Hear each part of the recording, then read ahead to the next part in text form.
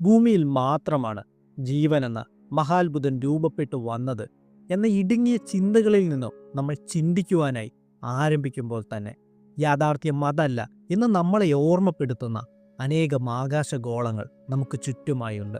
കോടിക്കണക്കിന് വർഷങ്ങൾക്ക് മുമ്പ് ഭൂമിയെപ്പോലെ തന്നെ കാറ്റും കോളും നദിയും പുഴയും ഇടിയും ഇടിമിന്നലും സമുദ്രങ്ങളും ഉണ്ടായിരുന്ന ചൊവ്വ മുതൽ അതങ്ങനെ പോകുന്നു. ശാസ്ത്രപരമായി പുതിയ അറിവുകൾ നേടി വളർന്നുകൊണ്ടിരുന്ന മനുഷ്യന്റെ മുന്നിലേക്ക് ജീവന്റെ തുടുപ്പുകൾ കാണാം എന്ന സൂചനകൾ നൽകിക്കൊണ്ട് കടന്നു വന്ന ആകാശഗോളമായിരുന്നു യൂറോപ്പ. 1610 ഇറ്റാലിയൻ ജ്യോതിശാസ്ത്രജ്ഞനായ ഗലീലിയോ ഗലീലിയാണ് വ്യാഴത്തെ വലയം വെക്കുന്ന യൂറോപ്പ എന്ന ഹിമഭീമനെ ആദ്യമായി കണ്ടെത്തുന്നത്.